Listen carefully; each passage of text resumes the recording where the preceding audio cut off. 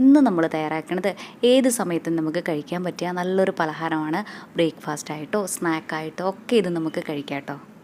ഇത് തയ്യാറാക്കാനായിട്ട് ഒരുപാട് എണ്ണയുടെ ഒന്നും ആവശ്യമില്ല. അതുപോലെ ഒത്തിരി സമയം മാവ് കുഴച്ചെടുക്കൊന്നും വേണ്ട കേട്ടോ. നല്ല ടേസ്റ്റിയുമാണ്.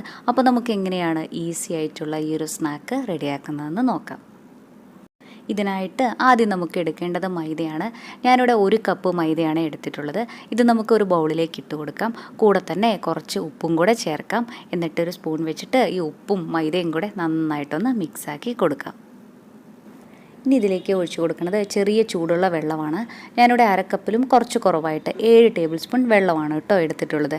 ഇനി ഈ വെള്ളം കുറേശ്ശെ ഒഴിച്ചിട്ട് നല്ലപോലെ ഇതൊന്ന് കുഴച്ചിട്ടെടുക്കാം. വെള്ളമൊന്നും ഒരുമിച്ച് ഒഴിച്ചു കൊടുക്കരുത്. എപ്പോഴും ഇതുപോലെ കുറേശ്ശെ ഒഴിച്ചിട്ട് കുഴച്ചെടുക്കുന്നതാണ് ഒന്നും കൂടെ നല്ലത്. അപ്പോൾ ഒട്ടും തന്നെ വെള്ളമൊന്നും കൂടിപ്പോവില്ലല്ലോ. ചപ്പാത്തി മാവിനെയും കഴിഞ്ഞും കുറച്ചും കൂടെ ലൂസായിട്ടുള്ള മാവാണ് നമുക്ക് വേണ്ടത്. 30 സെക്കൻഡ് നേരം മാത്രം ഇത് കുഴച്ചെടുത്താൽ മതിയാകും. കണ്ടോ, ഇതിങ്ങനെ ഒട്ടിപ്പിടിക്കണ ഒരു പരുവത്തിലാണ് ഇരിക്കുക. ദാ ഇത്രയും മതി.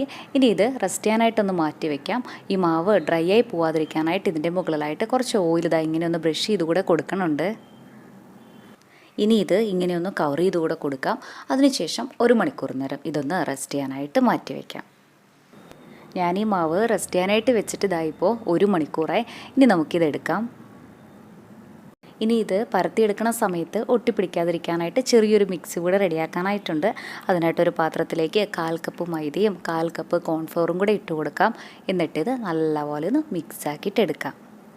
നമ്മളിത് ഇങ്ങനെ പൊടി റെഡിയാക്കുമ്പോൾ രണ്ടും ഒരേ അളവിൽ തന്നെ എടുക്കാനായിട്ടൊന്ന് ശ്രദ്ധിക്കണേ.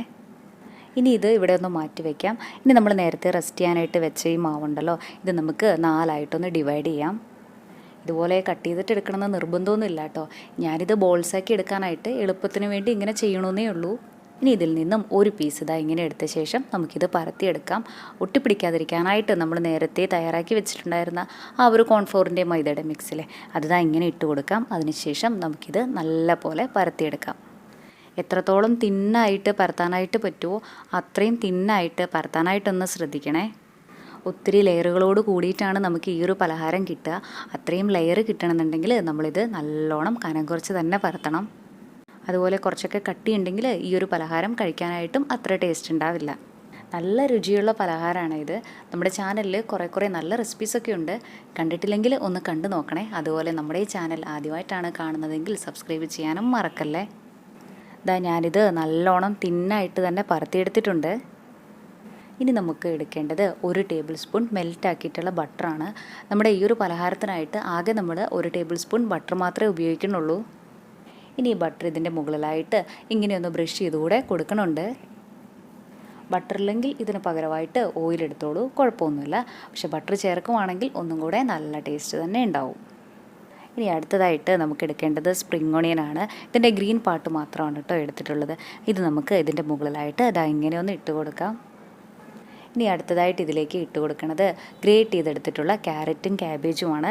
ഇതിനൊന്നും അങ്ങനെ പ്രത്യേകിച്ച് അളവൊന്നുമില്ല. നമുക്ക് എത്ര വേണോ അത്രയും നമുക്ക് ചേർക്കാം. ഇപ്പോൾ നിങ്ങളുടെ കയ്യിൽ സ്പ്രിംഗ് ഓണിയൻ ഇല്ലെങ്കിലും കുഴപ്പമൊന്നുമില്ല. കുറച്ച് കൂടുതലായിട്ട് ഗ്രേറ്റ് ചെയ്തിട്ടുള്ള ക്യാരറ്റും ക്യാബേജും ഇട്ട് കൊടുത്താൽ മതിയാകും. ഇനി ഇതിൻ്റെ മുകളിലായിട്ട് കുറച്ച് ഉപ്പ് ഇങ്ങനെ ഒന്ന് സ്പ്രിങ്കിൾ ചെയ്ത് കൊടുക്കുന്നുണ്ട്. ഒപ്പം തന്നെ കുറച്ച് കുരുമുളക് പൊടിയും കൂടെ ഒന്ന് സ്പ്രിങ്കിൾ ചെയ്ത് കൊടുക്കുന്നുണ്ട്. നല്ല എരിവ് വേണമെന്നുണ്ടെങ്കിൽ കുറച്ചധികം കുരുമുളക് പൊടി ഇട്ട് കൊടുത്തോളൂ. ഇനി ഇതിൻ്റെ 2 സൈഡിൽ നിന്നും ഇങ്ങനെയൊന്ന് ഫോൾഡ് ചെയ്ത് കൂടെ കൊടുക്കാം. 2 സൈഡും ഇങ്ങനെയൊന്ന് മടക്കിയെടുത്ത് കഴിഞ്ഞാൽ ഇതിൻ്റെ മുകളിലായിട്ട് നമ്മൾ നേരത്തെ മാറ്റി വെച്ചിട്ടുണ്ടായിരുന്ന ബട്ടറിലെ അത് ഇങ്ങനെയൊന്ന് ബ്രഷ് ചെയ്ത് കൂടെ കൊടുക്കണുണ്ട്. അതിനുശേഷം 2 സൈഡും ഇങ്ങനെ ഒന്ന് മടക്കി കൊടുക്കുകയും കൂടി ചെയ്യാം. ഇത്രേ ഉള്ളൂ. എല്ലാം തന്നെ നമുക്ക് ഇതേപോലെ ചെയ്തിട്ടെടുക്കാം. ഇതിന് നമുക്ക് കുക്ക് ചെയ്തിട്ടെടുക്കാം. അതിനായിട്ടൊരു പാനിലേക്ക് നമ്മൾ നേരത്തെ എടുത്ത് വെച്ചതിൽ നിന്ന് ബാക്കി ഉണ്ടായിരുന്ന ബട്ടറിലെ അത് നമുക്കങ്ങ് ഒഴിച്ചു കൊടുക്കാം.